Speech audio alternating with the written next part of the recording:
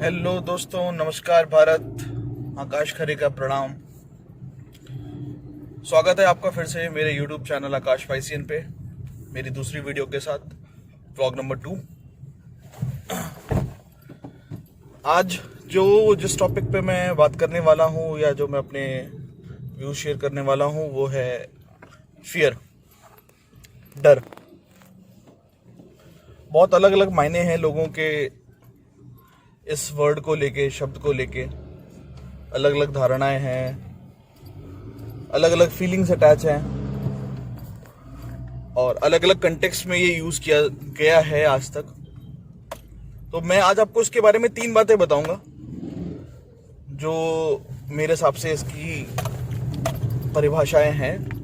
पहला, इसकी डेफिनेशन, इसकी मीनिंग, क्या मतलब है डर का, एक्चुअल मीनिंग क्या है और लोगों ने उसका क्या मिसकंसेप्शन बना के उसको समझ रखा है आज तक।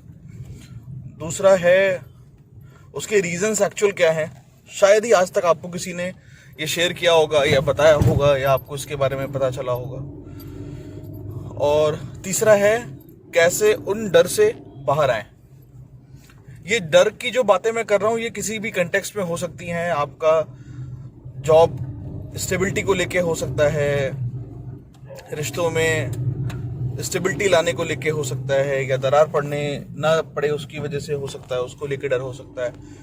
एग्जाम्स को लेके डर हो सकता है, बिजनेस सर्वाइवल को लेके डर हो सकता है। बहुत बहुत टाइप के डर हो सकते हैं। तो मैं आज आपको ये वीडियो में यही बताने की कोशिश करूंगा कि आप कैसे इन चीज़ों से ऊपर आ सकते हैं। और आपको जब एक्चुअल मीनिंग पता होगी तो शायद आप मुझसे जल्दी आप समझ पाएंगे कि कैसे क्या करें ऐसा कि जिनसे आप इन सारे डर से, अपने एक्चुअल उस फियर से बाहर आ पाए। तो वीडियो को लास्ट तक ज़रूर देखना और अगर अच्छा लगे तो प्लीज़ लाइक और सब्सक्राइब करना और शेयर करना अगर आपको लगता है कि ये वीडियो और किसी के काम आ सकती है तो। So do continue till and. Will start the video now. तो शुरुआत करते हैं डर की परिभाषा से, डेफिनेशन ऑफ फियर। ये जो डर शब्द है या ये जो भय शब्द है, ये हमारे हिंदी में 11 रसों में से एक रस है जिसको भयानक रस के नाम से जाना जाता है। ये जो भय शब्द है ये बच्चों में बचपन से नहीं होता है। जब वो बच्चा पैदा होता है तो उसको सबसे पहले उसको शायद रोना आता है, उसके बाद हंसना सीखता है, गुस्सा करना सीखता है, अपनी बात मनवाना सीखता है, रूठना सीखता है, मनाना सीखता है। बाकी सारे भाव तो वो सीखता चला जाता है, लेकिन भय शब्द ऐसा होता है या डर फीलिंग ऐसी होती है जो वो खुद नहीं सीख पाता है। हम उसे बताते हैं कि अगर तुमने ऐसा किया तो ये हो जाएगा, तुमने अगर मेरी बात नहीं मानी तो तुमको झोली बाबा ले जाएगा, तुमने अगर मेरी बात नहीं मानी तो पापा से डांट पड़ेगी, होमवर्क नहीं किया तो स्कूल में टीचर से डांट पड़ेगी। तो ये अलग अलग जगहों पर अलग अलग तरह से डर को तैयार किया जाता है या बच्चों को डराया जाता है। उस वक्त तो शायद उसके मायने उतना पता ही नहीं चलते हैं और वो टाइम पीरियड उस बच्चे का निकल जाता है। लेकिन जैसे जैसे बच्चा बड़ा होता है वो डर झोली बाबा से मैच्योर होके जॉब की सर्वाइवल और बिजनेस की स्टेबिलिटी तक मैच्योर हो चुका होता है, जो कि मेरे हिसाब से नहीं होना चाहिए। ये फीलिंग ज़रूरी नहीं है हर पेरेंट्स को कि वो हर चीज़ अपने बच्चे को डरा धमका के ही समझाए। प्यार मोहब्बत से भी शायद वो चीज़ें समझाई जा सकती हैं। समय के साथ हो सकता है वो खुद सीख जाएगा जब उसको समाज ये भय शब्द के मायने सिखा देगा। लेकिन तब तक तो शायद अगर उसको बाकी 10 रस से काम चल सकता है तो मेरे हिसाब से ज़रूरत नहीं है 11वें रस को उसको समझाने की। दूसरा जो पहलू था जो मैं आपको इस वीडियो के थ्रू बताना चाह रहा था वो था क्या कारण है जिनकी वजह से ये डर बनता है। 2 बहुत बेसिक से कारण है मेरी नज़र में। पहला लैक ऑफ नॉलेज और दूसरा है लैक ऑफ प्रिपरेशन।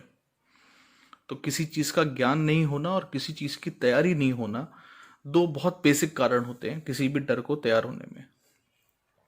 हम में से शायद कभी इस पे कोई ध्यान नहीं देता, कोई सोचता नहीं है, कोई समझना नहीं चाहता है कि ये क्यों है, ऐसा क्या है, क्यों डरते हैं लोग। मैं पर्सनली जैसे खुद मुझे पानी से डर लगता है, उसका रीज़न ये है क्योंकि मुझे तैरना नहीं आता। Lack of knowledge, lack of preparation. कुछ स्कूल के बच्चे हैं जो शायद मैथ्स के क्लास में बैठने से डरते हैं, मैथ्स के टीचर से डरते हैं, प्रिंसिपल से डरते हैं। तो वो सेम रीज़न वहाँ पर भी कि उनको भी शायद नॉलेज नहीं होती है पूरी सब्जेक्ट पे, प्रिपरेशन नहीं की होती उन्होंने। कोई हाउसवाइफ है, वो शायद उसने अगर डिश अच्छे से नहीं बनाई तो शायद उसको भी डर लगेगा कि मैं अपने हस्बैंड के सामने वो डिश कैसे सर्व करूं।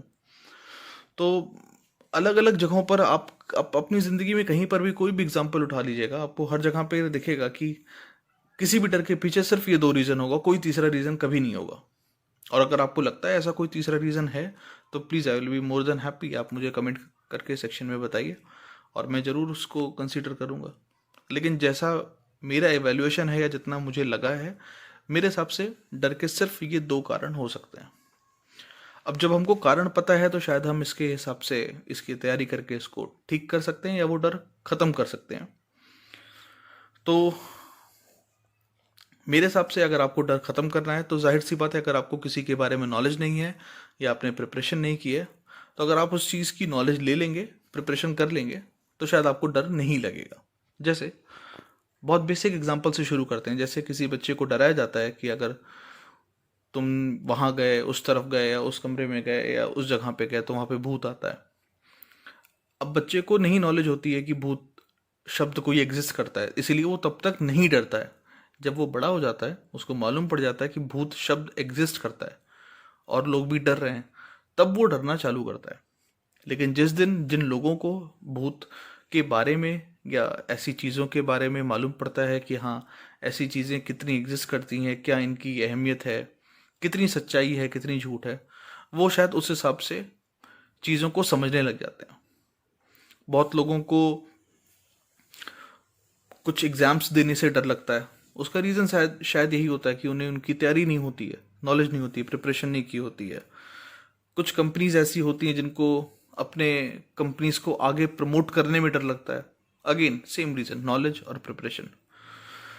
तो अगर आप इन दोनों चीज़ों को आप अच्छे से इम्प्रूव कर सकते हैं, नॉलेज अपनी बढ़ा सकते हैं और अच्छी प्रिपरेशन कर सकते हैं, तो शायद आप इस डर शब्द को ख़त्म कर देंगे अपनी ज़िंदगी से। तो ये था बस एक छोटा सा मकसद, एक छोटा सा पॉइंट ऑफ व्यू आपको शेयर करने का, एक 11 रसों में से एक रस आपके सामने रखने का। तो अगर आपको इसमें कोई बात अच्छी लगी हो तो प्लीज़ कमेंट सेक्शन में ज़रूर बताइए मुझे और मैं ज़रूर उसका जवाब दूंगा। So till then, take care, thank you for making me part of your day. मैं बहुत जल्द एक नए वीडियो के साथ वापस आऊँगा। Till then, take care, bye bye, and do subscribe and like the video and share to maximum number of people so that ये डर शब्द हम जितनी जल्दी के हो सके समाज से ख़त्म कर सकें। Thank you so much.